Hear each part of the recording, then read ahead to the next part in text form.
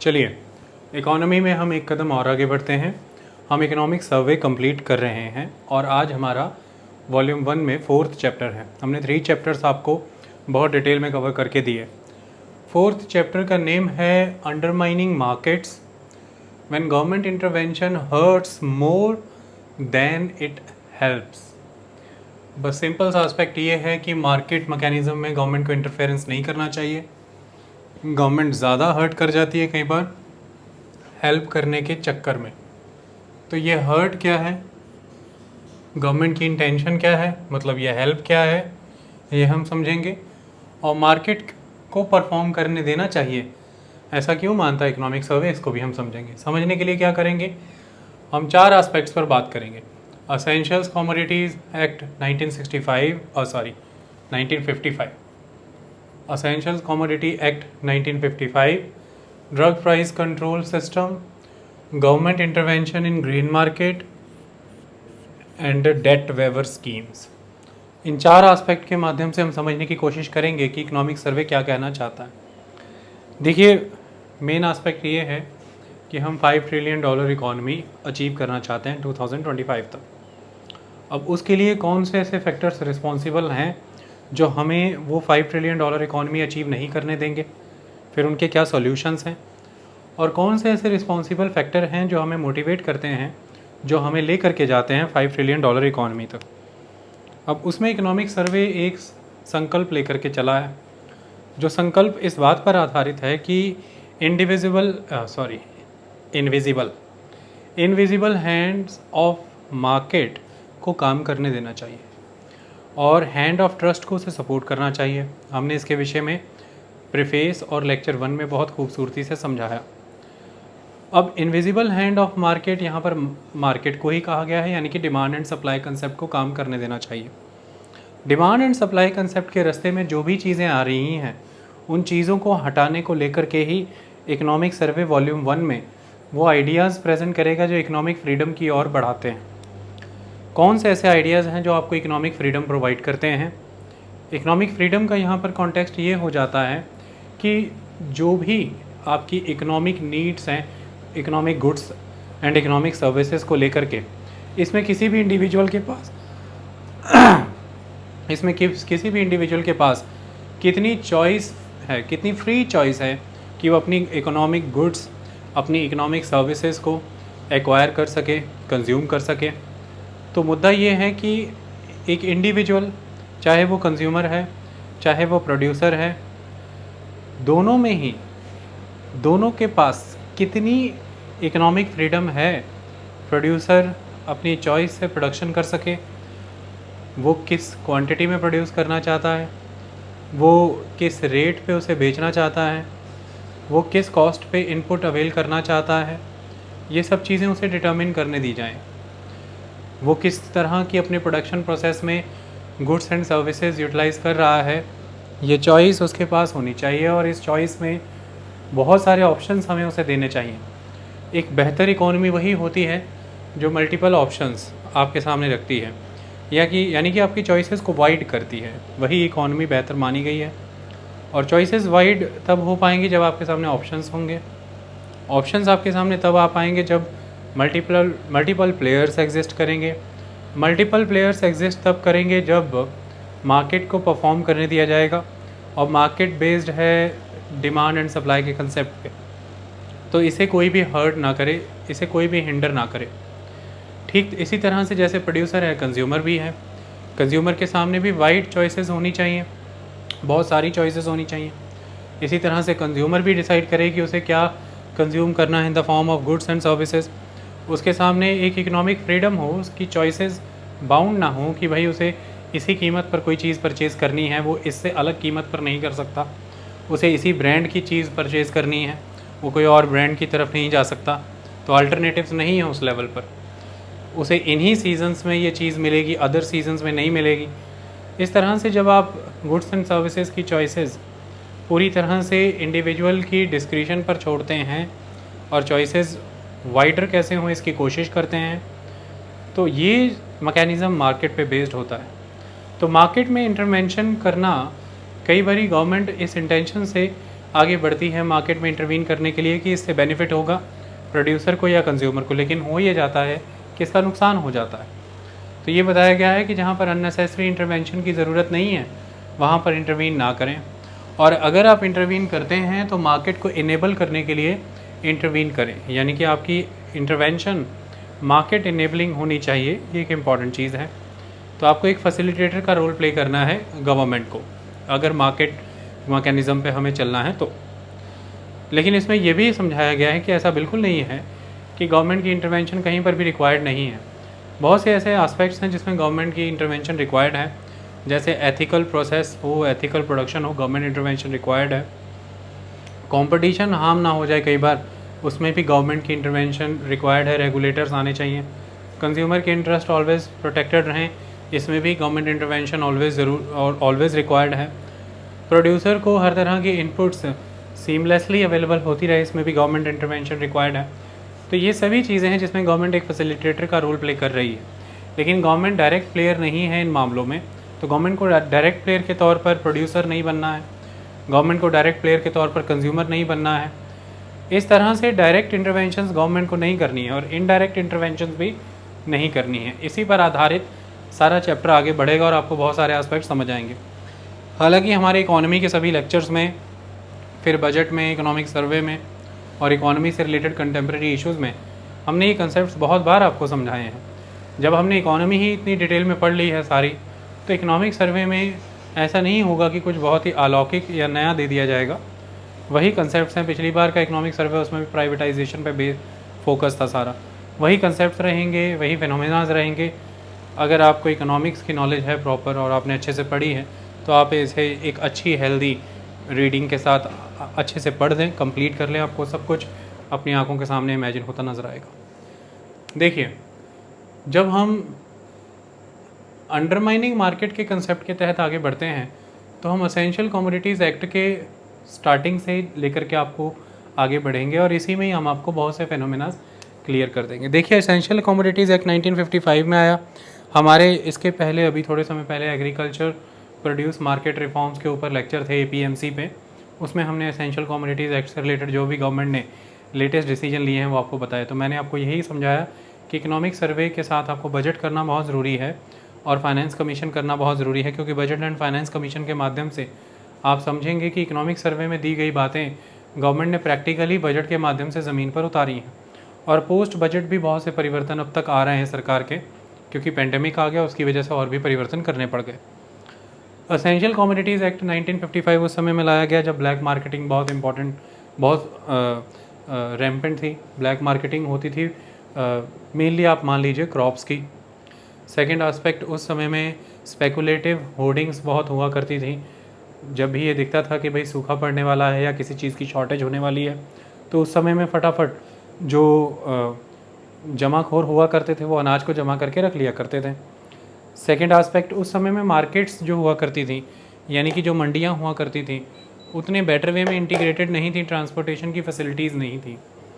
एक मंडी से दूसरी मंडी का जुड़ाव, एक क्षेत्र से दूसरे क्षेत्र का जुड़ाव, कई एरियाज़ में कुछ क्रॉप्स सरप्लस में अवेलेबल होती थी, दूसरे एरिया में वो चीज़ें सूखे पड़ जाने की वजह से प्रभावित हो जाती थी, लेकिन हम सरप्लस एरिया से डेफिसिट एरिया की और चीज़ें नहीं पहुंचा पाते थे क्योंकि कनेक्टिविटी का बहुत बड़ा गैप था। ये कारण था एक बड़ा फैमिन आने का। अकाल बहुत ज़बरदस्त आया करते थे, 1950-60 तक की बात कर रहा हूँ मैं, बहुत ज़बरदस्त अकाल आया करते थे क्योंकि कनेक्टिविटी की प्रॉब्लम थी। आज की डेट में अगर भारत के किसी एक क्षेत्र में सूखा पड़ भी गया है और अनाज की कमी उस क्षेत्र में हो भी गई है, तो भी जो दूसरे क्षेत्र हैं जहाँ पर अनाज बहुत बड़े पैमाने पर पैदा हुआ है, वहाँ से अनाज उन कमी वाले क्षेत्रों की ओर ले जाया जाता है।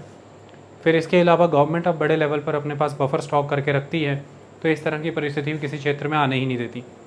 तो उस समय में ब्लैक मार्केटिंग बहुत ज़बरदस्त थी, काला बाज़ारी चीज़ों की, स्पेकुलेटिव होर्डिंग्स हुआ करते थे, जमाखोरी की जाती थी, मार्केट्स डिसइंटीग्रेट हुआ करती थी और ट्रांसपोर्ट कनेक्टिविटी बहुत वीक थी, मार्केट के बीच में इंटीग्रेशन नहीं हुआ करता था। उस समय में ये एक्ट लाया गया था, एसेंशियल कमोडिटीज़ एक्ट। ये एक्ट पेट्रोलियम प्रोडक्ट की फील्ड में भी काम करता है, फूड ग्रेन्स यानी कि सीरियल्स की फील्ड में काम करता है, फाइबर यानी कि जूट एंड कॉटन फाइबर की फील्ड में काम करता है, ड्रग्स यानी कि मेडिसिन की फील्ड में काम करता है, हॉर्टिकल्चर यानी कि फ्रूट्स वेजिटेबल्स इनके क्षेत्र में भी काम करता है, और सीड्स यानी कि बीज इनके क्षेत्र में भी काम करता है। तो बीज, दवाएं, फल, सब्जियां, फाइबर यानी कि धागा, और इसके अलावा पेट्रोलियम प्रोडक्ट और सीरियल्स यानी कि अनाज, इन सभी विषयों में असेंशियल कमोडिटीज़ एक्ट प्रभावी रहता है। असेंशियल कमोडिटी एक्ट के तहत राज्य सरकारों को शक्तियाँ मिली हुई हैं। इसके तहत किसी भी तरह की उन आइटम्स पे, जो आइटम्स मैंने अभी आपको बताई, गवर्नमेंट असेंशियल कमोडिटीज़ एक्ट के तहत कंट्रोल लगा सकती है।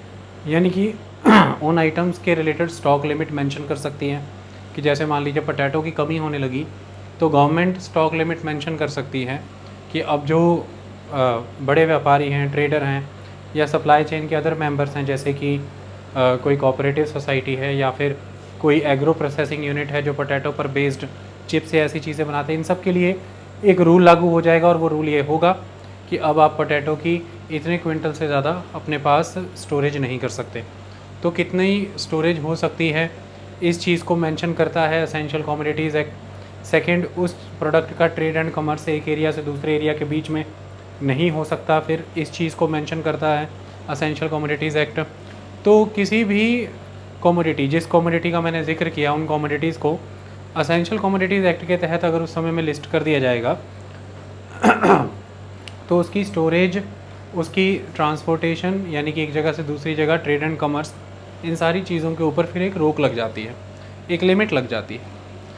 मुद्दा यहाँ पर ये रहता है, जो गवर्नमेंट का उद्देश्य था वो ये होता है कि जैसे मान लीजिए अगर हम यहाँ पर केस स्टडी लेकर के चलते हैं ओनियन की, प्याज की, तो प्याज की अगर हम बात करें तो उसके कई हार्वेस्टिंग सीज़न होते हैं।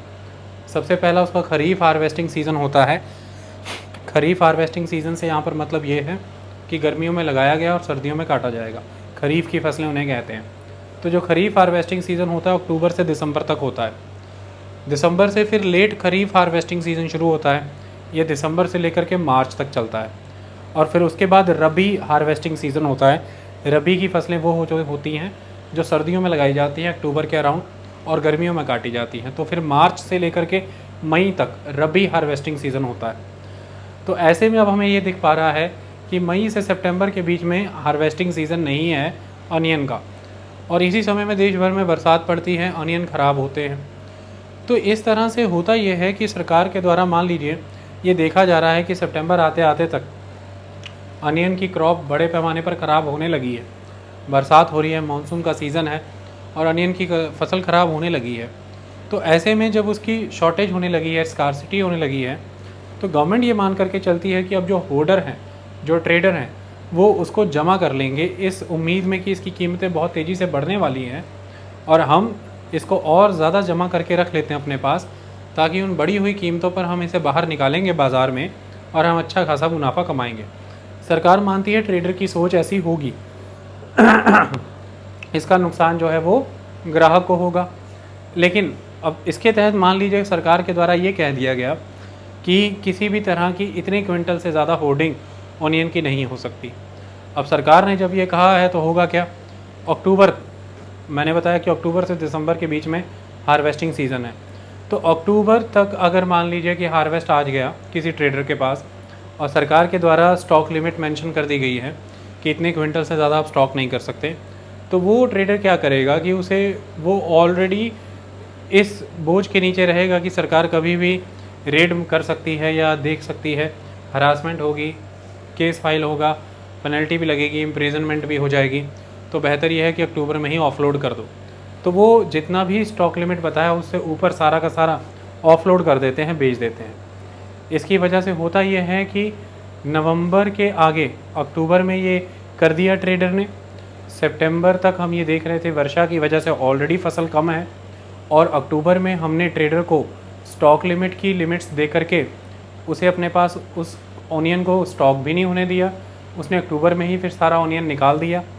ऐसे में नवंबर ऑनवर्ड्स हम देखेंगे कि जो ओनियन की सप्लाई है मार्केट में वो फिर रिड्यूस होने लग जाएगी, क्योंकि एक फिक्स्ड पैटर्न में उसकी निकासी नहीं हुई कि ग्रेजुअली निकाला जाए। वो सभी ट्रेडर ने अक्टूबर में ऑफलोड कर दिया जितनी लिमिट बताई उसके अबव, और जो लिमिट बताई जाती है वो बहुत ही कम होती है स्टोरेज पर्पज़ से। वो लिमिट इतनी नहीं होती है कि फिर अगर ऐसे में भी कभी प्राइसेस कम नहीं आ रहे हैं, तो फिर जो लिमिट बताई है वो इनफ है और इसके तहत भी एक ट्रेडर अच्छा खासा स्टॉक रख सकता है, तो उस स्टॉक को अब यूटिलाइज़ कर दिया जाए। नहीं, लिमिट काफ़ी कम होती है, जैसे 250 क्विंटल, 100 क्विंटल, और इससे कम रिटेलर तक की बात करें तो 20 क्विंटल तक की लिमिट होती है। इससे मार्केट का कुछ नहीं होता है। तो ऐसे में अब हो ये जाता है कि जब सबने उस समय में निकाल दिए और नवंबर दिसंबर के अराउंड फिर कमी पड़ने लग जाती है अनियन की, तो फिर प्राइसेस और वॉलेटाइल होते हैं, कीमतें और बढ़नी शुरू हो जाती हैं। जबकि सरकार ने ये मेजर अपनाया था कि इसका फ़ायदा कंज्यूमर को होगा, लेकिन असल मायने में इसका फ़ायदा कंज्यूमर को नहीं हुआ। कंज्यूमर अभी भी वॉलेटाइल प्राइसेस देख रहा है कि कभी प्राइसेस बहुत ज़्यादा, कभी कम, फिर हाई प्राइस भर भी रहा है। इसका फ़ायदा ट्रेडर को भी नहीं हुआ, ट्रेडर को भी नुकसान हुआ। मुद्दा यहाँ पर ये था कि गवर्नमेंट की इंटेंशन यहाँ पर क्या थी।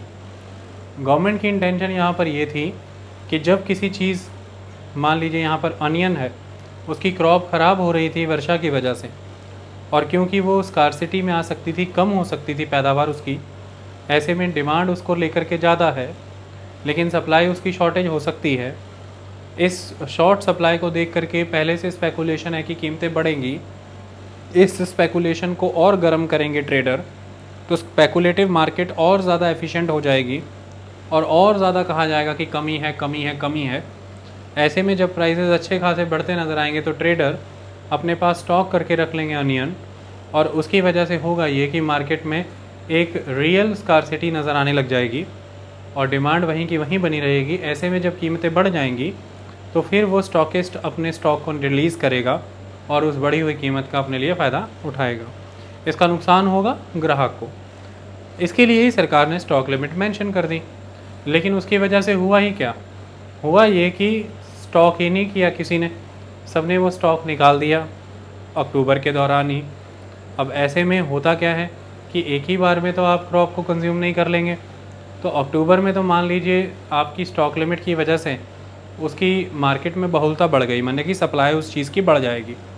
लेकिन नवंबर दिसंबर ऑनवर्ड जब तक लेट खरीफ की खेप नहीं आ जाती, यानी कि दिसंबर से मार्च वाली, तो इन बिटवीन फिर उसके प्राइजेस सर्च कर जाएंगे। फिर उसके बाद हम वेट करेंगे रबी जो आने वाला है, हार्वेस्ट मार्च से मई के बीच में। तो मुद्दा यहाँ पर यह आ जाता है कि हम एक ही बार में ऑफलोड करने के लिए मजबूर कर देते हैं ट्रेडर को, जबकि इस चीज़ की निकासी ग्रेजुअली होनी चाहिए, ये एक इम्पॉर्टेंट चीज़ है। लेकिन यहाँ पर डिमांड सप्लाई के कंसेप्ट में इंटरवीन किया गवर्नमेंट ने, इसे मार्केट इंटरवेंशन के तौर पर देखा जाता है। और इकोनॉमिक सर्वे ये कहता है कि ये एक अच्छा प्रोसेस नहीं है, ये जिस पर्पज़ के लिए लाया गया है उस पर्पज़ को ही हर्ट कर देता है। पर्पज़ है कंज्यूमर का बेनिफिट करना। तो इकोनॉमिक सर्वे ये कहता है कि ऐसे बहुत से कानून हैं हमारी कंट्री में जो आज भी एग्जिस्ट कर रहे हैं, जो ब्रिटिश पीरियड के दौरान बनाए गए। उस समय की इकोनॉमी को देखते हुए जब बड़े पैमाने पर ब्लैक मार्केटिंग हुआ करती थी, स्पेकुलेटिव होर्डिंग्स हुआ करती थी, जब मार्केट्स इंटीग्रेटेड नहीं थी, ट्रांसपोर्टेशन की कमी थी और क्रॉप प्रोडक्शन बहुत कम था भारत में, उस समय के कानून को आज के देश में, आज के समय में लागू नहीं करना चाहिए। आज क्रॉप प्रोडक्शन के मामले में भारत बहुत आगे बढ़ चुका है। ऐसे में हमें इस तरह के कानून अब भारत में नहीं रखने चाहिए, इनको परिवर्तित कर देना चाहिए। अब ये अनइंटेंडेड रिजल्ट्स क्रिएट कर रहे हैं, किसी भी दिशा में इंटेंडेड रिजल्ट्स इनके नहीं आ रहे हैं। इकोनॉमिक सर्वे ये कहता है कि एग्रीकल्चर एक बहुत ही यूनिक एस्पेक्ट है। अब एग्रीकल्चर में होता क्या है, एग्रीकल्चर में होता ये है कि एक सोइंग सीज़न है, उसके बाद ग्रोइंग सीज़न है, उसके बाद हार्वेस्टिंग सीज़न है। अब हार्वेस्टिंग सीज़न के दौरान बहुत ज़्यादा क्रॉप मार्केट में आ जाता है, सरप्लस हो जाता है उस समय में, और सभी फार्मर एक ही समय में कटाई करते हैं और उस समय में मार्केट में वो क्रॉप आता है। ऐसे में ट्रेडर की ये एक ड्यूटी ही हो जाती है कि उसे वो क्रॉप परचेज़ करके रखना है, और आने वाले समय में जब लीन सीज़न आएगा, जब क्रॉप मार्केट में नहीं होगा, यानी कि जब क्रॉप सो किया जा रहा होगा या ग्रो किया जा रहा होगा, उस समय में वो स्टॉक ही हैं, वो वो रिज़र्व ही हैं जो धीरे धीरे मार्केट में अवेलेबल होते रहेंगे। तो एक स्मूथ सप्लाई बनी रहनी चाहिए। Whole year, round the year एक साइकिल होना चाहिए सप्लाई का। उसके लिए हमें उस कमोडिटी को स्टॉक तो करना ही पड़ेगा जो कमोडिटी एक ही बार में मार्केट में आती है और फिर बल्क में आती है, सरप्लस में आती है। तो उसके रिलेटेड अगर फिर हम पर स्टॉक लिमिट्स बहुत ही नैरो लगाई जाएंगी तो अल्टीमेटली हम उन्हें स्टॉक नहीं कर पाएंगे, और इसका नुकसान हमें सीधा सीधा देखने को मिलेगा कि फिर वो जो एक लंबा सीज़न है जिस दौरान वो क्रॉप मार्केट में नहीं आ रही, उस दौरान उसकी शॉर्टेज हो जाएगी मार्केट के अंदर और इसका सीधा सीधा नुकसान झेलने को मिलेगा कंज्यूमर को ही, जबकि हमने ये स्टॉक लिमिट ही लगाई थी कंज्यूमर के लिए। तो एग्रीकल्चर सेक्टर की यूनिक रिक्वायरमेंट को देखना यहाँ पर ज़रूरी है। तो बहुत सारे आस्पेक्ट यहाँ पर इकोनॉमिक सर्वे आपको खोल करके बताता है, ऑनियन की, पोटैटो की, अदर बहुत सी और वेजिटेबल्स हैं उनका जिक्र उन्होंने किया है, उनकी केस स्टडीज़ उन्होंने डिस्कस यहाँ पर की है। इकोनॉमिक सर्वे यहाँ पर आपको ये बताता है कि अब हमें कुछ चीज़ों को यहाँ पर अंडरस्टैंड करना है। इकोनॉमिक सर्वे ये कहता है कि सपोज़ कीजिए कि आपके पास कोई भी गुड्स अवेलेबल हैं किसी एक पर्टिकुलर टाइम में और हमने उस पर स्टॉक लिमिट नहीं लगाई हुई, तो नो स्टॉक लिमिट, तो होगा क्या, उसका स्टॉक होगा, जितना स्टॉक करना चाहता है स्टॉकिस्ट वो उतना स्टॉक करेगा, किसी तरह की गवर्नमेंट इंटरवेंशन यहाँ पर नहीं है। ये एक सिनेरियो इमेजिन करता है इकोनॉमिक सर्वे। अब इकोनॉमिक सर्वे ये कहता है कि गवर्नमेंट जब भी लॉ बनाती है तो लॉ बहुत ही ब्लैंकेट सेंस में वर्क करता है, सप्लाई चेन के सभी मेंबर्स को एक साथ ले लेता है। जैसे स्टॉक लिमिट मेंटेन रखने का जो लॉ है उस एस्पेक्ट में भी देखें तो सप्लाई चेन को यहाँ पर इग्नोर किया गया। इसमें ध्यान से देखिए, ट्रेडर को भी कवर कर लिया गया, इसमें होलसेलर भी कवर हो गया, इसमें रिटेलर भी कवर हो गया, इसमें एग्रो प्रोसेसिंग यूनिट भी कवर हो गए।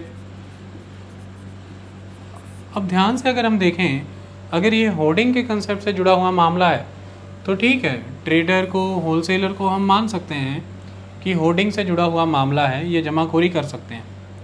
लेकिन जब हम एग्रो प्रोसेसिंग की बात करते हैं तो उनको वो वेट नहीं कर सकते कि अभी हार्वेस्ट सीज़न है और इस हार्वेस्ट सीज़न के दौरान क्रॉप मार्केट में आ गया है और वो इस क्रॉप के टाइम पे ही अपने प्रोडक्शन प्रोसेस को एक्टिवेट करेंगे और सारे प्रोडक्शन को उसी समय में एग्जीक्यूट कर देंगे और प्रोड्यूस करके चीज़ें अपने पास रख लेंगे। पेरिशेबल कमोडिटीज़ होती हैं, consumable items, fast moving consumer goods, FMCGs भी हम इन्हें कह देते हैं। ऐसे में इनका टाइम पीरियड बहुत कम होता है एक्सपायरी का, ये एक चीज़ है। दूसरी चीज़ है इकोनॉमीज़ ऑफ स्केल भी अचीव करना है। आपने इतने सोफिस्टिकेटेड इक्विपमेंट लगाए हैं, मशीन्स लगाई हैं, इतना बड़ा इंफ्रास्ट्रक्चर आपने क्रिएट किया अपनी इंडस्ट्री का, इतनी मैन पावर आपने रखी है, तो आप एक ही समय में सारा प्रोडक्शन नहीं कर सकते हैं। आपको राउंड द ईयर प्रोडक्शन करना है और एक smooth supply of goods available करानी है लोगों को। मान लीजिए चिप्स की बात करें या बिस्किट्स की बात करें या कोई भी ऐसी चीज़ है। अब ऐसे में होता यह है कि जब एग्रो प्रोसेसिंग यूनिट की बात यहाँ पर आती है तो हार्वेस्ट सीज़न के दौरान उन्हें इतना स्टोरेज रखना पड़ता है अपने पास कलेक्ट करके कि वो आगे के लीन सीज़न के दौरान भी अपने उस गुड्स की सप्लाई को मेंटेन रख सकें जिसे वो प्रोड्यूस कर रहे हैं, जिसका रॉ मटेरियल कोई ना कोई एग्रीकल्चरल क्रॉप है। ऐसे में अगर हम सप्लाई चेन के सिस्टम के तहत ये जो एसेंशियल कमोडिटी एक्ट की स्टॉक लिमिट लागू कर देते हैं वो एग्रो प्रोसेसिंग यूनिट पे भी लागू हो जाती है। ठीक इसी तरह से हम रिटेलर की बात करते हैं, बड़ी बड़ी रिटेल चेन्स है आज की डेट में, आप रिलायंस को ले लें, डी मार्ट को ले लें और भी दुकानों को ले लें, बड़े बड़े इनको जो रिटेल शॉप्स हैं इनको ले लें। फिर आप मोहल्ले की दुकान की भी बात कर लें। अगर मोहल्ले की दुकान की भी आप अगर बात करेंगे तो आप उनके पास जाएंगे तो ऑलवेज़ उनके पास 10 to 20 बैग्स पड़े रहते हैं वीट फ्लोर के, आटे के। मुद्दा ये है कि उन्हें पता है कि किसी भी समय में मांग आ सकती है, पीछे कोई स्ट्राइक हो सकती है, कोई प्रॉब्लम हो सकती है, तो उन्हें सप्लाई मेंटेन रखनी है। तो एक मोहल्ले की दुकान अगर 10 से 20 बैग मेंटेन कर रही है, 10-10 किलो के या 20-20 किलो के मान लीजिए, तो आप इमेजिन करिए जो बड़ी रिटेल शॉप्स हैं उनकी अपनी रिक्वायरमेंट हैं कि उन्हें स्टॉक लिमिट्स एनहांस करनी ही पड़ती हैं, क्योंकि वो बड़े स्तर पर काम करते हैं और आपको सस्ती सामग्री देते हैं। ये तभी हो सकता है जब वो स्टॉक करें चीज़ों को और एक ऐसे रेट पर डील क्रैक करें फार्मर के साथ या फिर किसी और होलसेलर और ट्रेडर के साथ कि वो रेट उस साल के दौरान बहुत ज़्यादा अनइवन ना हो, ऊपर नीचे ना जाए। अगर रेट बहुत ज़्यादा फ्लक्चुएट करेगा मार्केट का तो फिर ये जो एक कोर कॉम्पिटेंस के बेसिस पर बहुत कम कीमत पर चीज़ें आपको देना चाहते हैं ताकि कस्टमर राउंड द ईयर बना रहे, वो नहीं हो पाएगा अगर फ्लक्चुएटिंग रेट होंगे। ये एक इम्पॉर्टेंट चीज़ है। ऐसे में इन्हें रेगुलर सप्लाई भी मेंटेन रखनी है मार्केट में, और इस बात का भी ख्याल रखना है कि रेट्स ज़्यादा वॉलेटाइल ना हो, यानी कि जो प्राइस जिस प्राइस पे इन्होंने ख़रीदा वो वॉलेटाइल ना हो। इसके लिए ये अच्छी डील्स क्रैक कर लेते हैं, और उन डील्स के क्रैक करने का बेनिफिट तभी है फार्मर के साथ करें ये लोग। मान लीजिए किसी फार्मर के साथ डील क्रैक करते हैं, या किसी ट्रेडर के साथ डील क्रैक करते हैं, या होलसेलर के साथ, जिसके भी साथ डील क्रैक करते हैं, ये उसके साथ डील क्रैक कर लेते हैं किसी भी एक प्राइस के ऊपर उसकी क्रॉप प्रिक्योर करने की या अपने पास रखने की। तो इस तरह से रिटेलर अपने कस्टमर के लिए एक लॉन्ग टर्म सप्लाई मेंटेन रखते हैं, और एक स्थिर कीमत पर, एक स्टेबल प्राइस पर उसे मेंटेन रखते हैं। उसके लिए उनको जिस प्राइस पर मिल रहा है वो भी स्टेबल होना चाहिए। लेकिन इसके लिए सबसे महत्वपूर्ण है कि वो फार्मर के साथ, ट्रेडर के साथ, किसी भी और पर्सन के साथ किसी तरह की डील क्रैक कर सके फ्यूचर एस्पेक्ट में, जिसे हम फ्यूचर ट्रेडिंग भी कह सकते हैं। वो तब हो पाएगा जब स्टॉक लिमिट्स वाला बैरियर उसके सामने नहीं होगा। अगर स्टॉक लिमिट्स का बैरियर उसके सामने है तो मुद्दा ये है कि वो उस चीज़ को स्टॉक ही नहीं कर पाएगा अपने पास, और अगर वो स्टॉक ही नहीं कर सकता तो इस तरह के एग्रीमेंट का भी फिर कोई फ़ायदा नहीं है, तो इसको भी नुकसान होगा। तो हमें कैरेक्टर भी आइडेंटिफाई करना ज़रूरी है। अगर हम किसी तरह की स्टॉक लिमिट्स नहीं लगाते हैं तो यहाँ पर ये देखना ज़रूरी है कि आज की डेट में हमने एक चीज़ को डिमोटिवेट किया है, वो ये कि अगर स्टॉक लिमिट्स ना होती तो ये रिटेलर, ये होलसेलर, ये एग्रो प्रोसेसिंग यूनिट या फिर ये ट्रेडर बड़े पैमाने पर स्टोरेज कैपेसिटी इंडिया में क्रिएट करते। आज हमारी कंट्री हाई लेवल पर स्टोरेज और वेयर हाउसेस की कमी से जूझ रही है, और स्टोरेज और वेयर हाउसेस की कमी होने की वजह से ही होता ये है कि हमारी कंट्री में प्रोडक्शन की कोई कमी नहीं है।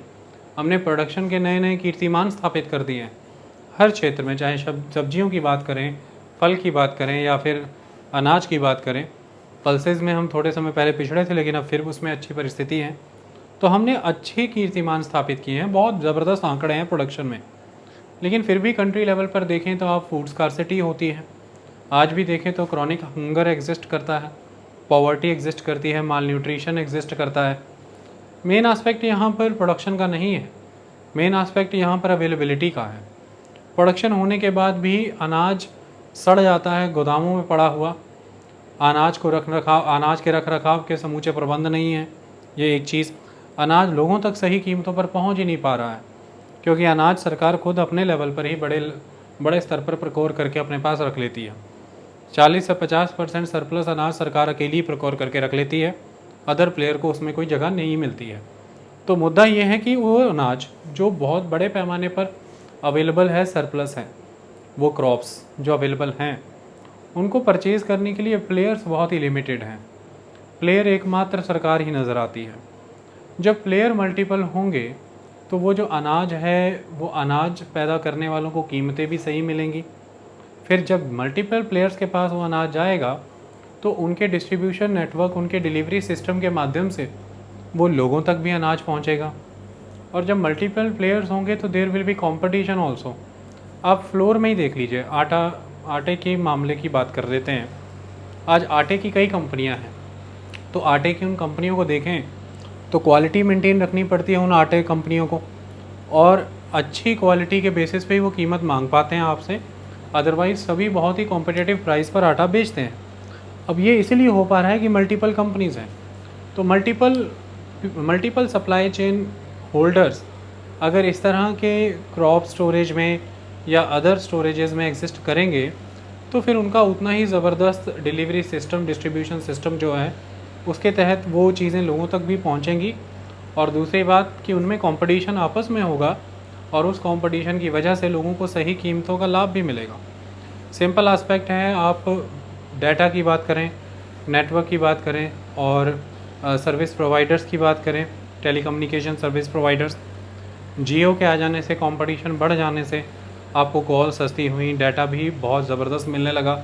आज भी बल्क में डाटा अवेलेबल है। वो बात अलग है कि दूसरी कंपनियां नुकसान में चली गई, लेकिन मुद्दा ये है कि जब वो कंपनियां बहुत ज़बरदस्त मुनाफों में थी तब लैक ऑफ कंपटीशन होने की वजह से उन्होंने खुद की इन्हांसमेंट नहीं की। उन्होंने डाटा के दम पर बहुत पैसा कमाया, अपना इंफ्रास्ट्रक्चर तो बढ़ाते रहे एक लेवल पर, लेकिन उस क्वालिटी में नहीं बढ़ाया कि ग्राहक को वो गुणवत्ता दी जा सके। तो वो प्रॉफिट्स साझे नहीं हो पाए, खुद ही खाते रहे। और जब बाद में कंपटीशन मिलना शुरू हो गया तो उसके बाद फिर वो टिक नहीं पा रहे थे। आज समस्या है, जियो टिक रही है, लोग उसमें शिफ्ट हो रहे हैं, उसका नेटवर्क बढ़िया है। मुद्दा यही है कि कंपटीशन का फ़ायदा ग्राहक को मिलता है। गवर्नमेंट को यहाँ पर इंटरवेंशन इस बात पे करना है कि कंपटीशन अनफेयर ना हो जाए और एक जियो ही बाकी सारी कंपनीज़ को ख़त्म करके खुद मोनोपोलिस्टिक पॉलिसीज़ ना बढ़ा दे और मोनोपोलिस्टिक टेंडेंसी के तहत फिर कंज्यूमर का नुकसान होगा। गवर्नमेंट यहाँ पर इंटरवीन करे, लेकिन मल्टीपल कंपनीज़ होने का फ़ायदा ग्राहक को मिलेगा। एक तो ग्राहक तक वो सामान भी पहुँचेगा, दूसरा उसकी कीमतें भी अच्छी रहेंगी, और ये सब तभी हो पाएगा जब सही मात्रा में वो सामान उन लोगों के पास अवेलेबल है जो लोग इस सामान को पहुंचाने के लिए ज़िम्मेदार होते हैं, जैसे सप्लाई चेन होल्डर्स। और वो तब हो पाएगा जब उनके पास स्टोरेज कैपेसिटी है, उनको परमिशन है एक जगह से दूसरी जगह ले जा करके उन चीज़ों की ट्रेड करने की, कॉमर्स करने की। तो इसके कई लाभ हमने देखे। एक लाभ हमने ये देखा, स्टोरेज और वेयर हाउस कैपेसिटी आएगी, जो सरप्लस प्रोडक्शन हमारी ख़राब होती है वो ख़राब होनी बंद हो जाएगी, पहली चीज़। दूसरी चीज़, स्टोरेज और वेयर हाउस कैपेसिटी आने की वजह से किसानों को भी एक बेनिफिट ये मिलेगा कि वो अपनी क्रॉप उस समय में बेच सकते हैं जिस समय में अच्छी कीमत मिले। वो मजबूर नहीं होंगे उसी समय में अपनी क्रॉप बेचने के लिए जब सभी किसान अपनी क्रॉप लेकर के बाज़ार में आए हैं, और इसकी वजह से सप्लाई ज़्यादा होने की वजह से उस क्रॉप की कीमतें कम हैं। अगर इंफ्रास्ट्रक्चर उनकी नियर बाय लोकेलिटी में अवेलेबल रहेगा तो वो उसकी फ़ीस भर के उसका फ़ायदा उठाएंगे और सही समय पर अपनी क्रॉप बेचेंगे। इसका फ़ायदा ग्राहक को होगा कि ग्राहक को कंटिन्यूअस मैनर में वो क्रॉप है या वेजिटेबल है या कुछ भी है वो मिलता रहेगा। किसी समय में उसकी बहुत ज़्यादा सप्लाई और किसी समय में उसकी बहुत ज़्यादा स्कैर्सिटी जैसी चीज़ें नहीं होंगी, वॉलेटिलिटी रिड्यूस होगी और एक अच्छी प्राइस डिस्कवरी होगी, क्योंकि मल्टीपल प्लेयर्स इसमें आएंगे, मल्टीपल प्रोसेसेस में वो गुड्स यूज़ होंगी और इसकी वजह से उन मल्टीपल प्लेयर के डिस्ट्रीब्यूशन नेटवर्क से लोगों तक चीज़ें पहुंचेंगी और उनमें कंपटीशन की वजह से प्राइस डिस्कवरी भी जेन्युइन होगी, तो प्राइजेस भी मेंटेन रहेंगे। ये एक इम्पॉर्टेंट चीज़ है। और इससे जब डिमांड एंड सप्लाई का कंपटीशन दिखेगा, मार्केट मैकेनिज़्म जब एग्जीक्यूट होगा, तो रियल बेनिफिशियरी को ही बेनिफिट मिलेगा। अगर डिमांड ज़्यादा होगी तो नेचुरली फिर जो प्रोड्यूसर्स हैं या जो सप्लायर्स हैं उनको कुछ प्रॉफिट्स अच्छे मिलेंगे, और जिस समय में डिमांड कम होगी तो उस समय में नेचुरली सप्लाई अगर ज़्यादा नज़र आ रही है तो फिर कंज्यूमर को सस्ती चीज़ के रूप में लाभ मिलेगा। तो कभी कंज्यूमर और कभी प्रोड्यूसर लाभान्वित होगा। डिमांड एंड सप्लाई जब एग्जीक्यूट होगा, मार्केट फ्री मैनर में बिहेव करेगी और इस तरह की डिस्टॉर्टेड इंटरवेंशंस उसमें नहीं होंगी। ये एक इम्पॉर्टेंट चीज़ है। इसका एक लाभ और होगा कि इंटीग्रेशन होगी नेशनल लेवल पर, क्योंकि जब आप स्टॉक लिमिट्स की परमिशन देते हैं, वो अपने पास स्टॉक करते हैं। किसी चीज़ की पंजाब में बहुत ज़बरदस्त प्रोडक्शन है, लेकिन नेचुरली उस चीज़ की मान लीजिए राजस्थान में कमी रहती है, तो पंजाब के ट्रेडर्स हैं, होलसेलर्स हैं, उन चीज़ों को पंजाब में प्रिकोर करके रखेंगे और जिन जगहों पर उनकी कमी है जैसे कि राजस्थान, उन क्षेत्रों में उन्हें बेचेंगे। तो इसका लाभ ये होगा कि जब हम इन चीज़ों की ट्रेड एंड कॉमर्स की परमिशन देंगे, जो तभी मुमकिन है जब वो स्टॉक कर पाएंगे उन चीज़ों को। और अगर हम इन चीज़ों को लिबरल कर देते हैं तो फिर कंट्री लेवल पर एक नेशनल इंटीग्रेशन होगा मार्केट्स का। मंडियाँ आपस में जुड़ती हुई नज़र आएंगी। किसी भी जगह पर बहुत ज़्यादा सरप्लस और किसी भी जगह पर बहुत ज़्यादा डेफिसिट नहीं नज़र आएगा, स्कारसिटी नहीं नज़र आएगी, कमी नहीं नज़र आएगी। तो एक बैलेंस बना रहेगा हर क्षेत्र में, किसी तरह की सूखे की या फैमिन की परिस्थितियाँ एग्जिस्ट नहीं कर पाएंगी और क्रॉनिक हंगर किसी एक एरिया में नहीं नज़र आएगा, किसी एक ही क्षेत्र में पॉवर्टी नहीं नज़र आएगी।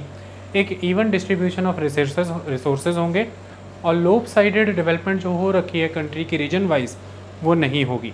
इवन ग्रोथ होगी, इवन डेवलपमेंट होगी, क्योंकि goods and services evenly distribute होंगी। जिन क्षेत्रों में ज़्यादा है वहाँ से, जिन क्षेत्रों में कम है उन क्षेत्रों की ओर भी जा पाएंगी।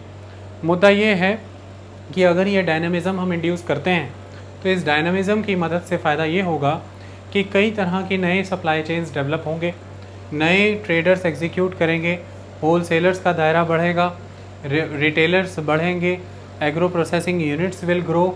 नेचुरली ये नए तरह के इंफ्रास्ट्रक्चर क्रिएट करेंगे, चाहे सप्लाई चेन मैनेजमेंट का इंफ्रास्ट्रक्चर डेवलप हो, जैसे कि लॉजिस्टिक्स हैं, रेफ्रिजरेटर्स हैं, स्टोर हाउसेज़ हैं, वेयर हाउसेज़ हैं। तो इसमें नए तरह के रोज़गार का सृजन भी होगा, तो एम्प्लॉयमेंट भी जनरेट होगी। और इन सब चीज़ों का लाभ असल में ये होगा कि कि जो प्रोड्यूसर है उसे एक अच्छी कॉम्पिटिटिव मार्केट से प्राइस ऑफ़र होगा और वो प्राइस मार्केट लिंक्ड होगा। जितनी डिमांड होगी उस हिसाब से उसको कीमतें मिलेंगी। वो भी बेटर डिसीजन ले पाएगा कि उसे किस तरह की क्रॉप्स लगानी चाहिए। ऐसे में अगर मार्केट ड्रिवन क्रॉप्स वो लगाएगा तो फिर लॉन्ग टर्म में उसको लाभ होने शुरू हो जाएंगे, क्योंकि वह अपनी क्रॉप को बेचने के लिए और उसकी अच्छी कीमतें हासिल करने के लिए सरकार के डिसीजन पर निर्भर नहीं रहेगा, सरकारों पर निर्भर नहीं करेगा, वो बाज़ार से जुड़ जाएगा और बाज़ार से जुड़ने का एक लाभ उसे लंबे समय में मिलेगा। नेचुरली सरकार को यहाँ इंटरवीन करना है किसानों को सशक्त करने में, कि फार्मर प्रोड्यूसर ऑर्गेनाइजेशंस बने, कोऑपरेटिव सोसाइटीज़ बन करके आएँ, फार्मर्स को अच्छे वे में क्रेडिट मिले, फॉर्मल क्रेडिट, फार्मर की ट्रेनिंग हो, सॉइल टेस्टिंग हो, फार्मर की इनपुट कॉस्ट कैसे रिड्यूस की जा सके, जैसे कि नीम कोटेड यूरिया जैसी चीज़ें लेकर के आई जाएँ, फर्टिलाइज़र का ऑप्टिमल यूटिलाइजेशन उन्हें सिखाया जा सके, फार्मर के लिए इंफ्रास्ट्रक्चर क्रिएट किया जाए, जैसे कि इरिगेशन इंफ्रास्ट्रक्चर, पावर इंफ्रास्ट्रक्चर बहुत इंपॉर्टेंट है। इस तरह से फार्मर की हम सपोर्ट करें, फार्मर को स्ट्रेंथन करें, फार्मर को फैसिलिटेट करें, लेकिन फार्मर को हम मार्केट लिंक्ड करें, ये ज़्यादा बड़ी चीज़ है। फार्मर को सीधी सब्सिडीज़ प्रोवाइड करना, फार्मर को सीधे वे में आप लोन वेवर देते हैं, इसका फार्मर को ही नुकसान होने लग जाता है एक समय के बाद। फार्मर को हमें सस्टेनेबल बनाना है, फार्मर को हमें सेल्फ डिपेंडेंट बनाना है, वो तब होगा जब हम उसे मार्केट लिंक्ड करेंगे। लेकिन मार्केट के बराबर आने लायक खड़ा हो सके, उसके साथ बार्गेन कर सके मार्केट के साथ, मार्केट के शॉक्स को एब्जॉर्ब कर सके, कभी बढ़ती हुई मांग कभी गिरती हुई मांग को, उसके लिए पीछे से फार्मर को सपोर्ट देने की ज़रूरत है। इंफ्रास्ट्रक्चर क्रिएट करके फार्मर को एम्पावर्ड करके, ये इंटरवेंशन मार्केट में अगर होता है तो ये ज़्यादा बेहतर है। इसी के विषय में इकोनॉमिक सर्वे कहता है। इकोनॉमिक सर्वे ये कहता है कि जब किसी चीज़ की कीमत बहुत ज़्यादा है, मतलब कि प्राइस बहुत हाई है, तो नेचुरल आस्पेक्ट तो यहाँ पर ये बनता है कि उस चीज़ की प्राइस बहुत हाई है का मतलब ये है कि प्राइस हाई है तो मतलब उसकी डिमांड बहुत हाई है, इसकी वजह से ही उसके प्राइस हाई हो गए, क्योंकि सप्लाई फिर कम, डिमांड के कंपैरेटिवली सप्लाई कम नज़र आ रही है, इसलिए वो चीज़ महंगी होती नज़र आ रही है।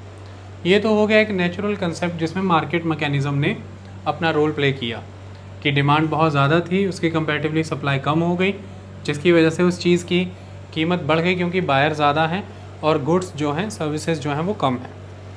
लेकिन अब इसमें गवर्नमेंट इंटरवीन करती है अगर किसी भी तरह से, तो फिर वो नुकसान हो जाएगा। गवर्नमेंट कैसे इंटरवीन कर सकती है? गवर्नमेंट यहाँ पर दो वे में इंटरवीन कर सकती है। एक तो गवर्नमेंट डिमांड हाई होने के बावजूद भी प्राइस रिड्यूस करने की कोशिश कर सकती है, किसी भी तरह से उसको सब्सिडी प्रोवाइड करके, तो प्राइसेस को इम्पेक्ट कर सकती है गवर्नमेंट। तो डिमांड भी हाई है फिर भी प्राइस लो है, और दूसरी तरफ प्राइस हाई भी है फिर भी गवर्नमेंट डिमांड हाई कर सकती है, सॉरी प्राइस हाई भी है फिर भी गवर्नमेंट यहाँ पर डिमांड को लो कर सकती है। वो किस तरह से लो कर सकती है गवर्नमेंट डिमांड को लो? किसी तरह से अल्टरनेटिव कोई प्रोडक्ट्स इंड्यूस करके, या कोई ऐसी पॉलिसी ला करके कि इस चीज़ का अब यूज़ नहीं होगा।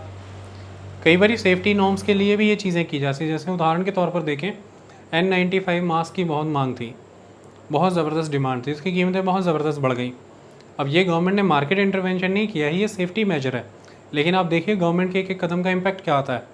गवर्नमेंट ने ये कहा कि N95 जो है वो वन वे फ़िल्टर करता है किसी भी तरह के कंटेमिनेंट्स को, तो ऐसे में वो लाभदायक नहीं है, वो घातक है उसके लिए जो आपके सामने खड़ा। आपने तो पहना है तो ठीक है, आपको तो जब वो इनवर्ड आपके एयर जा रही है तो वो तो फ़िल्टर होकर के जा रही है जब आप इनहेल कर रहे हैं, लेकिन जब आप एक्सेल कर रहे हैं तो वो फिर अल्टीमेटली फ़िल्टर होकर के नहीं जा रही है, आपके अंदर से किसी तरह का वायरस या कुछ भी दूसरे पर्सन तक जा सकता है। तो ऐसे में N95 उस अगले दिन से ही मांग ज़बरदस्त वे में गिर गई, कीमतें हाई थी उसकी, तो मांग गिर गई तो आने वाले समय में उसकी फिर कीमतें भी गिर गई। तो इस तरह से सरकार का एक छोटे से छोटा नियम कदम बड़े पैमाने पर चीज़ों को बदल देता है।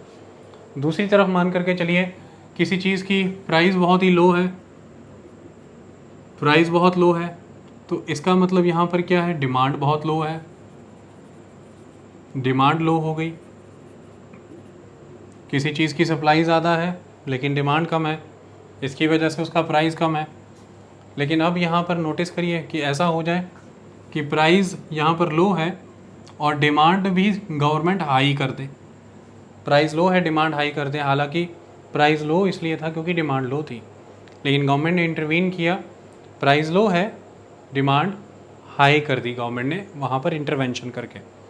तो ये जो एक नेचुरल मैकेनिज़्म है डिमांड एंड सप्लाई का, कि जब भी आपकी डिमांड बढ़ेगी तो सप्लाई घट जाएगी, कीमतें बढ़ जाएंगी, और जब वो चीज़ महंगी हो जाएगी तो ऐसा होने लग जाएगा कि एक समय के बाद फिर उसकी मांग भी कम होगी, तो फिर वो इक्विलिब्रियम अचीव करेंगे, फिर वो चीज़ की कीमत भी डाउन आएगी और फिर वो बैलेंस हो जाएंगे। दूसरी तरफ जब मांग बहुत कम है, सप्लाई ज़्यादा है, तो ऐसे में चीज़ सस्ती हो जाएगी, लेकिन फिर प्रोड्यूसर प्रोड्यूस करना कम कर देंगे, सप्लाई कम होनी शुरू हो जाएगी, तो फिर सप्लाई और डिमांड यहाँ पर बैलेंस कर जाएंगे, इक्विलिब्रियम हो जाएगा, कीमतें सही हो जाएंगी। ऐसे में सरकार किसी वे में इंटरवीन कर जाए, और दो तरीक़ों से, पहला डायरेक्ट तरीका, सरकार खुद किसी वे में वो चीज़ प्रोड्यूस करने लगे तो एक इंटरवेंशन बनता है। सरकार किसी वे में वो चीज़ कंज्यूम करने लगे तो सरकार, government can consume, government can produce. जैसे मुद्दे की बात यह है कि सपोज़ कीजिए गवर्नमेंट ये कहती है कि हम अपनी इंडिजीनियस कंपनीज़ की ही गाड़ियाँ यूज़ करेंगे, चाहे टाटा हो या महिंद्रा हो, तो आप देखेंगे टाटा सफारी यूज़ होगी, या फिर आप देखेंगे महिंद्रा की गाड़ियाँ बोलेरो यूज़ होंगी या अदर गाड़ियाँ यूज़ होंगी। तो ऐसे में ये सरकार का डिसीजन है, सरकार एक कंज्यूमर बन गई और सरकार ने ये डेलिबरेटली डिसीजन लिया है। तो ऐसे में यहाँ पर महिंद्रा की गाड़ियों की, टाटा की गाड़ियों की डिमांड बढ़ गई बहुत ज़बरदस्त वे में, और वो महंगी हो गई। मारुति की जिप्सी कितने लंबे समय तक आपने देखा, तो टाटा, महिंद्रा, मारुति, ये एक लीगेसी है कि हमें इंडियन चीज़ें यूज़ करनी है। सेना है, सरकारी तंत्र है, एडमिनिस्ट्रेशन है, वहीं पर आपको यही चीज़ें नज़र आएंगी। अब मुद्दा ये है कि ये सरकार का एक डिसीजन है, सरकार खुद उस क्षेत्र में बड़ी कंज्यूमर बन गई, और बड़ी कंज्यूमर बनने की वजह से वो उद्योग धंधे वहाँ पर सरवाइव कर गए। तो सरकार ने एक तरह से मार्केट में इंटरवीन किया।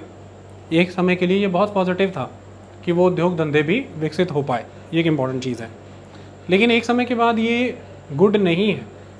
जैसे लंबे समय तक एम्बेसडर गाड़ियाँ आप चलाते रहे जबकि उसकी एवरेज भी नहीं थी, तो जब आप इतनी कम एवरेज देने वाली डीजल कार यूज़ कर रहे हैं जबकि उसके कंपैरेटिवली बहुत अच्छी डीजल गाड़ियाँ एग्जिस्ट करती थी, तो वो जानबूझ करके उस डीजल पर ज़्यादा पैसा खर्चना, पैसा तो आपके और मेरी जेब से ही जा रहा है, तो वो जो हम टैक्स पे करते हैं उससे जाता है।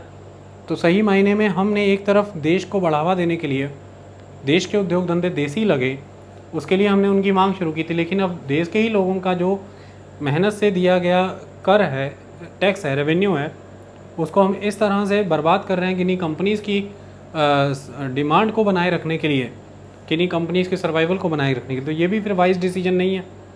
बेटर ये है कि वो कंपनीज़ को सपोर्ट किया जाए इंफ्रास्ट्रक्चर दे करके, कि वो इनोवेशन की तरफ आएँ, रिसर्च एंड डेवलपमेंट की तरफ आएँ और मार्केट में कम्पीट करें, जबकि उनके अच्छे कम्पिटिटिव राइवल इंडिया में एग्जिस्ट कर रहे हैं।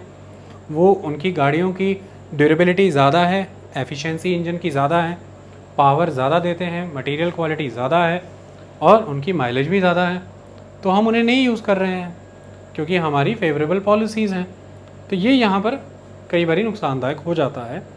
हमें यहाँ पर उन कंपनीज़ के स्टैंडर्ड्स को अब उठाने के लिए, उन्हें अदर बायर्स के लिए भी एक अच्छा प्रोडक्ट बनाने के लिए अब कॉम्पिटिटिव आस्पेक्ट देखना पड़ेगा कि कौन सी कंपनियाँ बेटर कंपटीशन के तहत अच्छी क्वालिटी और अच्छी माइलेज की चीज़ दे रही हैं, तो हमें वो परचेज़ करना है।